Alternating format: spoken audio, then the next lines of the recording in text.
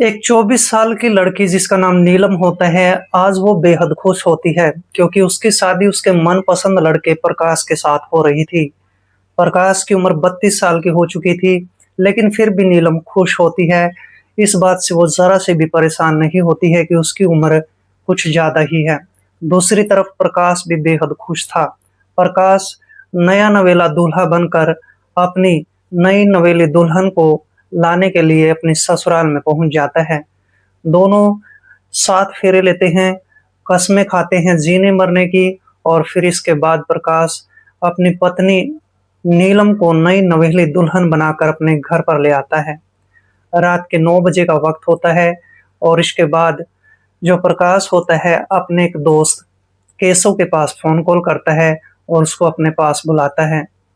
उसको कहता है कि आज की रात जो है मुझे अच्छे तरीके से गुजारनी है और मेरे लिए उस शक्तिवर्धक टैबलेट लेकर आओ।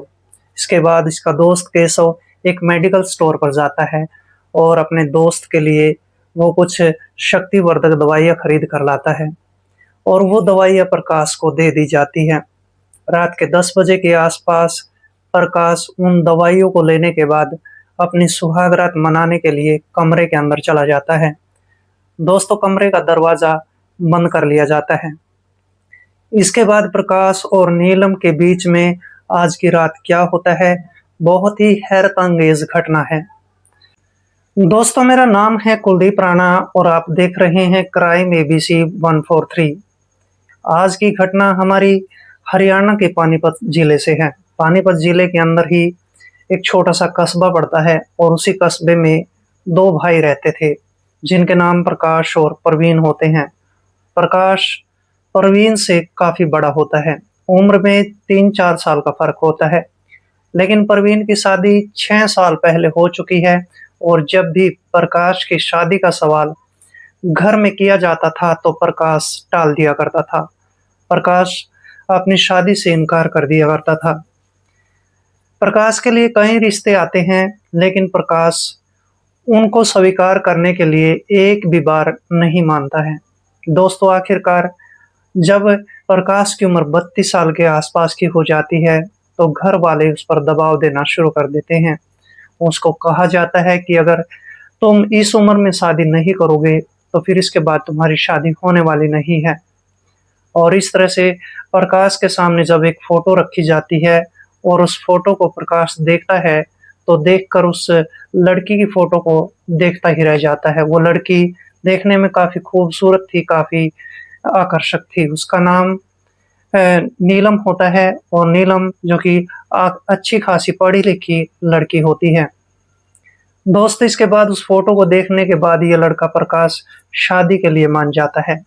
आखिरकार इसके घर वाले और साथ में ये लड़का प्रकाश भी उस लड़की को देखने के लिए घर पे जाते हैं। घर पे जाने के बाद उस लड़की को यानी कि नीलम को पसंद कर लिया जाता है। नीलम भी इस लड़के को पसंद करती है और दोनों की धूमधाम से शादी करने की तारीख भी तय कर दी जाती है।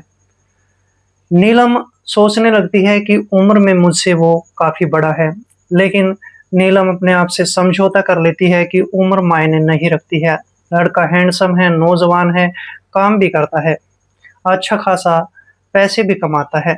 और इस तरह से दोस्तों, थोड़ा दिन यानी कि थोड़ा समय गुजर जाने के बाद दोनों की धूमधाम से शादी का जो दिन तय किया गया था वो दिन भी आ जाता है और इस तरह से प्रकाश नया नवेला दूल्हा बन जाता है और दुल्हन को लेने के लिए अपनी ससुराल में पहुंच जाता है।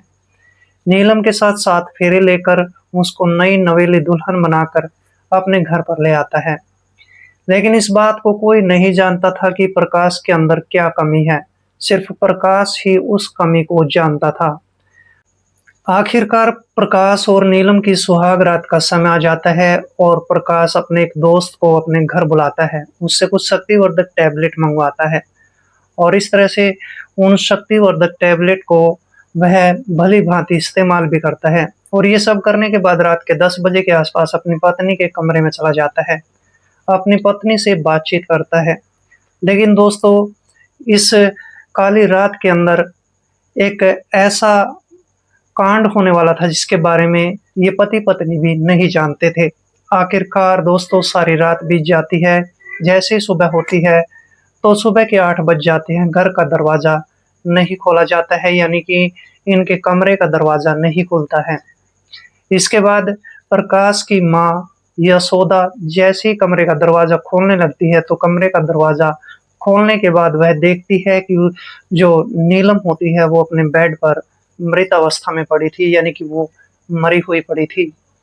और इसके बाद यशोदा अपने घर वालों को यानी कि पूरे परिवार को इकट्ठा कर लेती है और इसके बाद परवीन नज़दीकी पुलिस स्टेशन में फ़ोन कॉल करता है, मौके पर पुलिस को बुलाता है। पुलिस जैसे ही मौके पर पहुँचती है तो देखती है कि वहाँ पर नीलम मृत अवस्था में पड़ी हुई थी। उसकी गला दबाकर यानी कि चुन्नी के साथ उसकी गला दबाकर हत्या की गई थी। लेकिन सवाल सबसे बड़ा ये खड़ा होता है कि क्या प्रकाश ने ही ये हत्या की थी? इसके बाद पुलिस का शक तो उसके पति प्रकाश पर ही जाता है। दोस्तों 2 दिन का वक्त गुजर जाने के बाद पुलिस जैसे-तैसे करके प्रकाश को गिरफ्तार कर लेती है। पुलिस जैसे ही प्रकाश को गिरफ्तार करती है, पुलिस स्टेशन में ले आती है और उसकी वहाँ पर जब जमकर पिटाई की जाती है, तो इसके बाद प्रकाश अपना जुर्म कबूलते हुए पुलिस के सामने सारी कहानी बताने के लिए तैयार हो जाता है। प्रकाश पुलिस के सामने कहने लगता है कि मेरी पत्नी ने रात भर मुझे ताने दिए थे। वह मुझे नामर्द बोलकर बुलाती थी। वह मुझे कहने लगी कि तुम नामर्द हो और ये सारी बातें मैं घर वालों को बता दूँगी और मैं तुम्हें तलाक भी दे दूँगी। और इस तरह से मैं इस बात को बर्दाश्त नहीं कर पाया और मैंने अपनी पत्नी नीलम की चुन्नी के साथ गला दबाकर हत्या कर दी। इसके बाद पुलिस इस लड़के प्रकाश के खिलाफ एक चार्जशीट तैयार कर लेती है और दोस्तों ये बात भविष्य के गर्भ में छिपी है कि जज साहब प्रकाश को क्या सजा सुनाएंगे। दोस्तों इस तरह से यहाँ पर गलती दोनों तरफ से हुई थी, लेकिन प्रकाश का घर बर्बाद हो चुका था, नीलम का घर भी बर्बाद हो चुका था। दोस्तों इस पूरे घटनाक्रम के बारे में आपके क्या कमेंट बनते हैं, कमेंट बॉक्स में ज़रूर लिखें। तो मिलते हैं दोस्तों किसी ऐसी घटना के साथ, तब तक के लिए दोस्तों जय हिंद, वंदे मातरम।